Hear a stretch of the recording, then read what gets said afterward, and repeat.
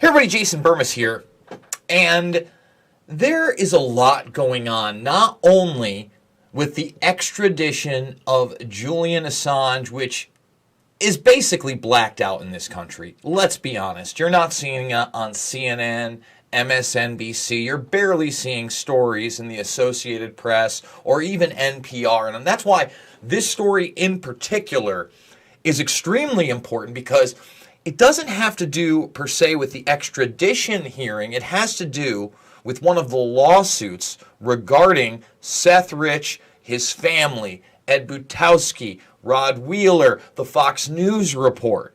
All of these things that paint a very, very different picture than what the mainstream media is trying to tell you about the DNC 2016 leaks or hacks, which they want you to believe is the work of Russia.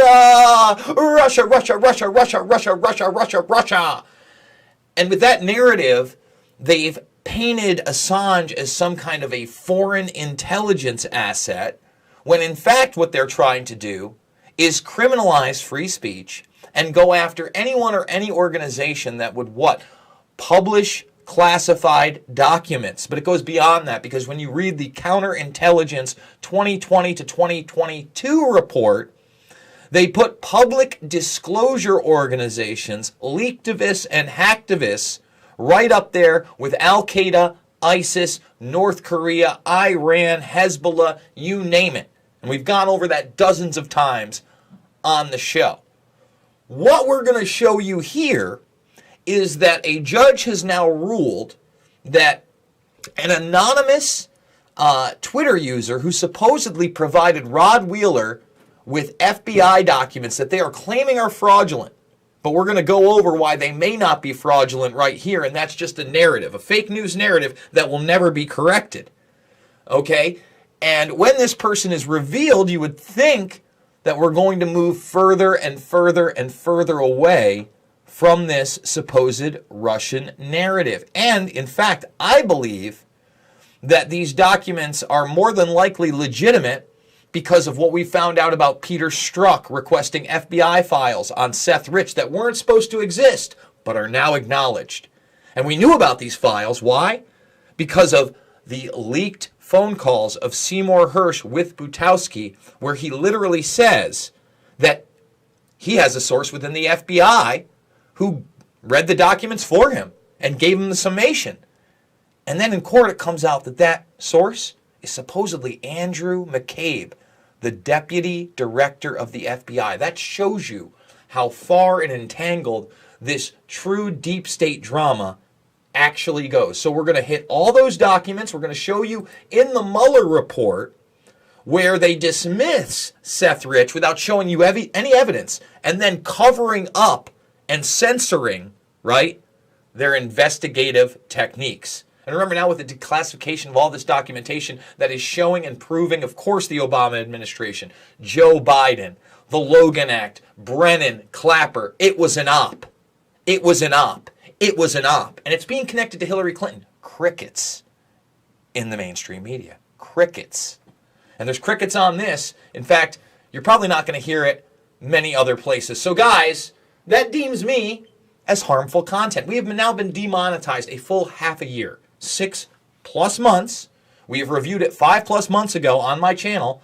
And really the only way I'm able to do this is with your support. So $5, $10, $15, it means the world to me. Big donors, again, could not do it without you. Consider donating to a true independent news source that's not going to spin it on your right, left, Democrat, Republican, liberal, conservative bias bullshiz, but instead give you the straight dope on what's out there and let you use your own discernment. Make sure you're thumbing the videos up, subscribing, sharing these videos, not only on social media, but with individuals. Remember, all my documentary films are free and readily available right now on this channel. Loose Change, Final Cut, Fabled Enemies, Invisible Empire, A New World Order Defined, and Shade the Motion Picture. Remember, we're going to be doing big things on Rockfin where you can support me as well, where when I get back, and it looks like I'm going to leave on Wednesday to get my car, which means I'll be back for the weekend, that following Monday, we're going to be live exclusively on Rockfin from 11 to 1 Eastern,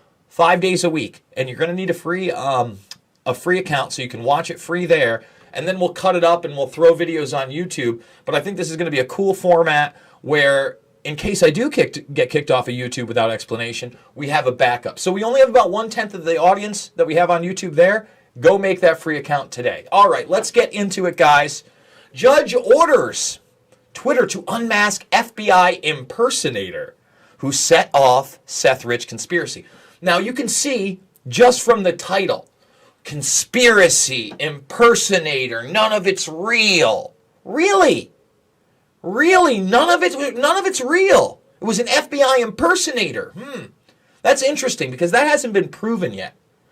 And again, I'm not sure what to make of what's going to happen, but let's go over it. A federal judge in California has ordered that Twitter reveal the identity of an anonymous user who allegedly fabricated an FBI document to spread a conspiracy theory about the killing of Seth Rich. Now think about that. The headline is nothing like the first paragraph, because now you have anonymous user who allegedly fabricated an FBI document. Oh, wait a minute.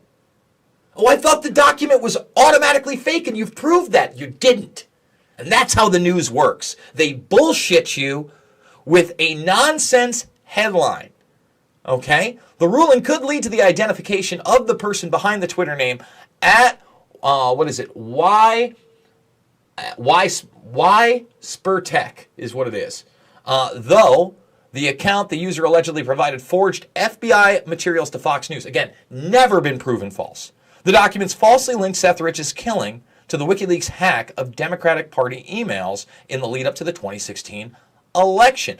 Now, there's a lot of other things going on. You should go check out my Twitter, because if you know anything about whether the origins of QAnon were at DEF CON, and you have these provocateurs, Defango being one of them, who knows what you can believe with Defango. But he was mentioned in some of these lawsuit cases, and the person who was asked said they could not answer the question about them. Which, I mean, is there more investigations going on with this person? Is this person an informant?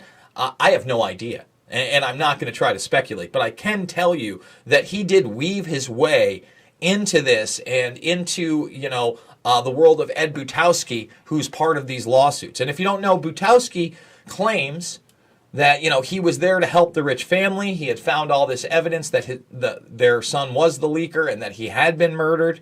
And then the Rich family eventually sued him, Rod Wheeler, Fox News, for putting that out there. And remember how hardcore the media went as soon as it was put there. See, there is the now retracted story, and they keep saying falsely claimed, falsely claimed. Everything's fake.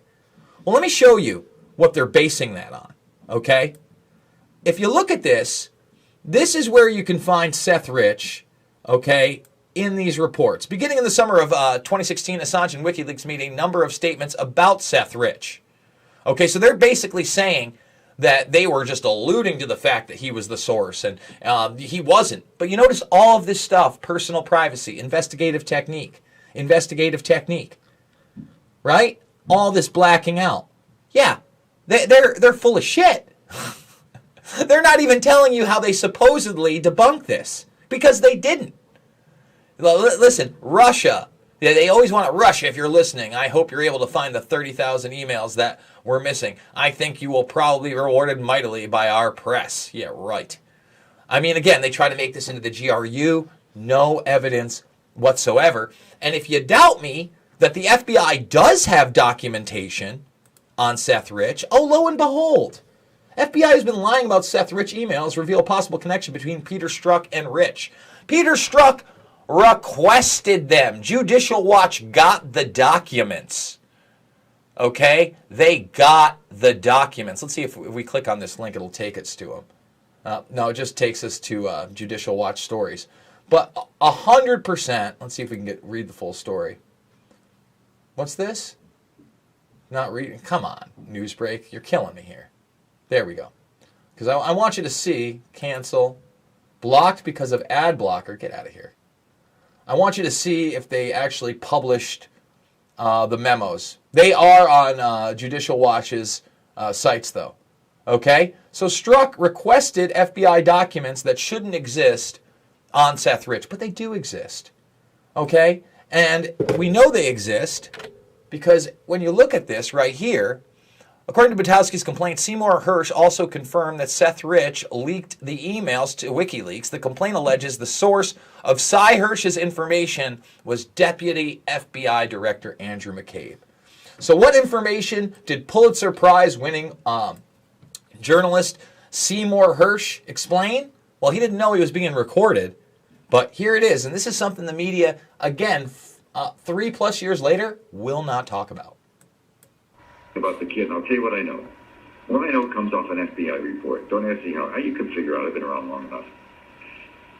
The kid gets, I don't think he was murdered. I don't think he was murdered because of what he knew. The kid's a nice boy, 27. He was not an IT expert, but he learned stuff. He was a data programmer. So he's a data programmer, number one. You know, he doesn't say he's an IT genius. And out of the gates, he wants to make it clear that he doesn't think this was like a murder for hire plot. Okay, but watch or listen as you find out he's absolutely connected to WikiLeaks. Learn stuff. And so he's living on one street somewhere. He's living on he's living in a very rough neighborhood. And in the exact area where he'd been, there've been about 10, I'm sure you know this, there've been about 8 or 9 or 10 violent, robberies, most of them with somebody brandishing a gun. And it's the kid's hands, I'm telling you, I'm sure you know it, his hands were marked up. The cops concluded he fought off the people, tried to run, and he shot him twice in the back with a .22, small caliber. And then the kids that did it ran. They got scared, didn't take his wallet. Okay, so what the cops do then, and here's what nobody knows, what I'm telling you. Now, maybe you know something about it. When you have a death like that, DC cops, if you're dead, you generally don't just go, you have to find out what's going on. You have to get to the kid's apartment and see what you can find. If he's dead, you don't need a warrant, but most cops get a warrant because they don't know if the guy has a roommate. You need a warrant, so they get a warrant. I'm just telling you, there is such a thing. They go in the house and they can't do much with his computer. It's password. The cops don't know much about it. So the DC cops, they have a cyber unit in DC, and they're more sophisticated. They come and look at it. The idea is maybe he's had a series of exchanges with somebody who says, I'm going to kill you, motherfucker, over a girl, and they can't get in. The cyber guys do a little better, but they can't make sense of it. So they call. So let's stop. So right now, we have a paper trail of a warrant to go to his home. We then should have a paper trail of a request for the DC cyber unit. And isn't it interesting that the computer's still protected enough in his home that the DC cyber unit can't get in there? Right? I'm not saying I don't know how crack smart they are, but that tells you there were layers of protection on Seth Rich's computer, and you've never heard any of this. They call the FBI cyber unit. The DC unit, the Washington field office, is a hot shit unit. The guy running the Washington field office, he's like a 3-star at an army base. He's already looking for 4. You know what I mean? He's going to go with a top job. There's a cyber unit there that's excellent. What you get in a warrant, the public information you get in a warrant doesn't include, it does not include the affidavit underlying why you're going in, what the reasons are. That's almost never available on. I can tell you that. The existence of a warrant is a public document 99% of the time. So, and the same warrant, they call in the Feds. The Feds get through, and here's what they find. This is according to the FBI report. What they find is he makes, first of all, you have to know some basic facts. One of the basic facts is there's no DNC or Podesta email that exists beyond May 22nd, May 21st, 22nd. It's the last email for either one of those groups. And so what the report says that sometime in late spring, we're talking about June, summer's in June 21st, late spring would be after, I presume, I don't know, I just say it says late spring, early summer. He makes contact with WikiLeaks. You hear that? He makes contact with WikiLeaks.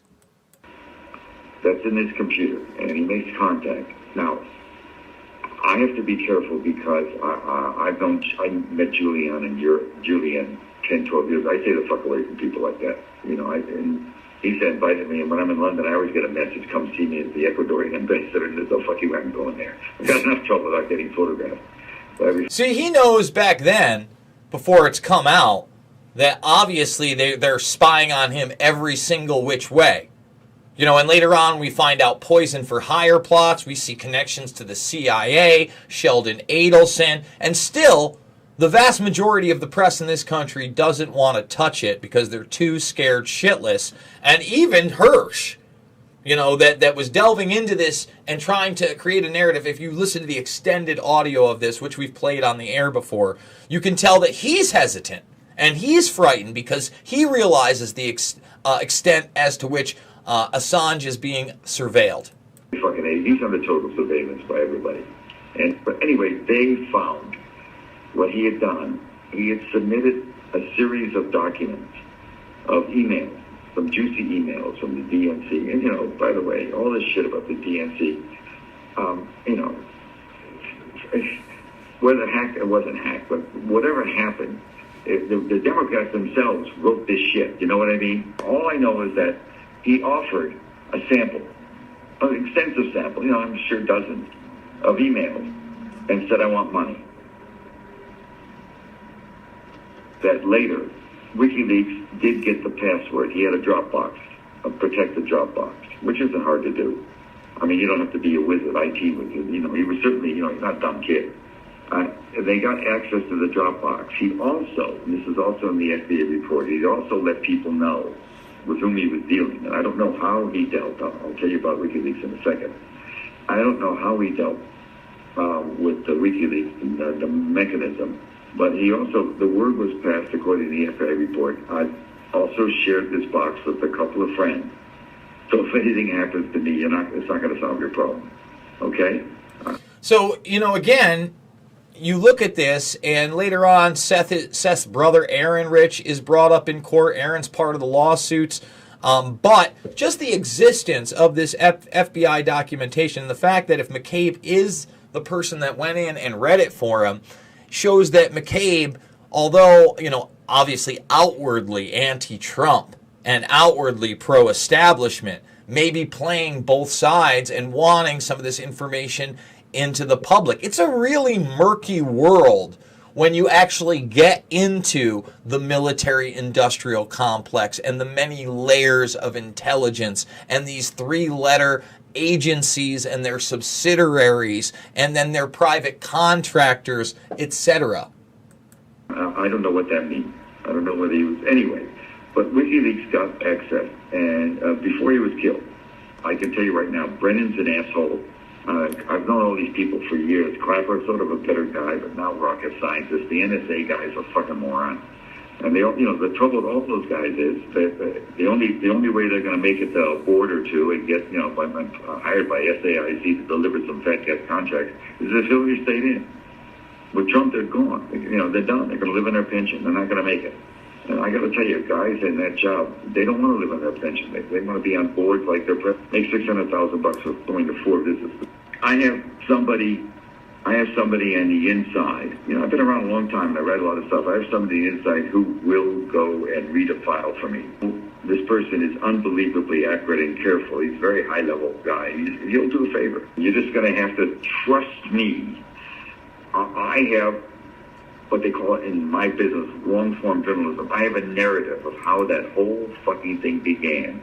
It's a Brennan operation. It was an American disinformation. And the fucking president, at one point when they even started telling the press, they were back briefing the press. The head of the NSA was going and telling the press, this fucking cocksucker Rogers, was telling the press that we even know who in the GRU, the Russian Military Intelligence Service, leaked it. I mean, all bullshit. They were telling these two. I worked at the New York Times for fucking years, and the trouble with the fucking New York Times is they have smart guys, but they're totally beholden on sources.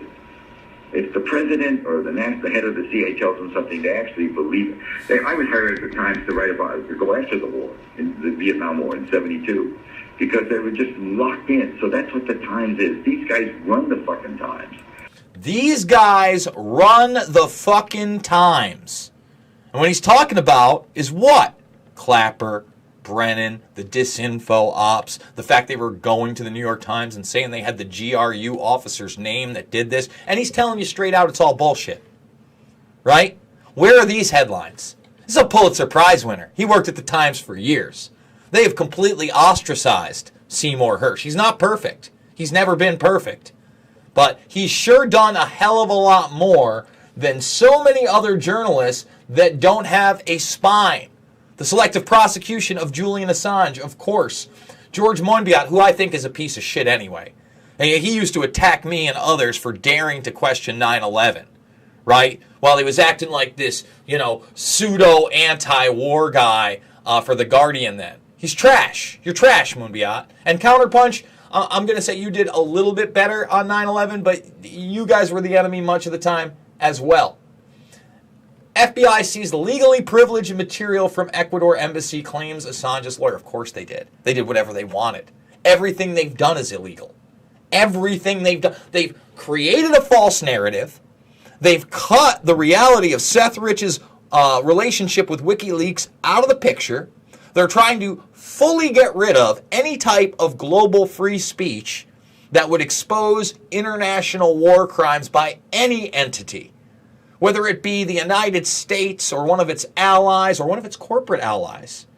Remember, they're going after in this Counterintelligence 2020 to 2022 document, what? Ideologically motivated individuals.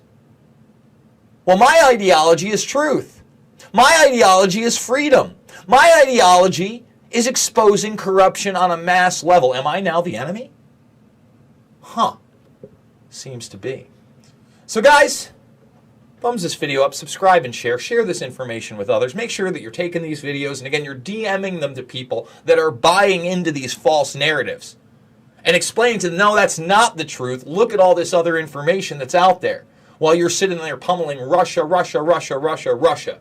So if you can, $5, $10, $15, it means the world to me. The link is down below. Remember, we're fully demonetized here. No super chats, no nothing, no revenue whatsoever. But we're 57,000 strong. I'd love to get to 60,000 in a short period of time now that I'm out in Iowa. Maybe we're going to be able to do that once we really get going this month. All the documentary films, free of charge in the playlist section. Watch them, share them, and then double check my information. Prove me wrong. And of course, you can also support me on Rockfin, again, where you need to create a free account and get over there right now because we're going to be doing so much more with that platform in the near future. Guys, thanks for joining me. I love you, and I'll see you on the flip side.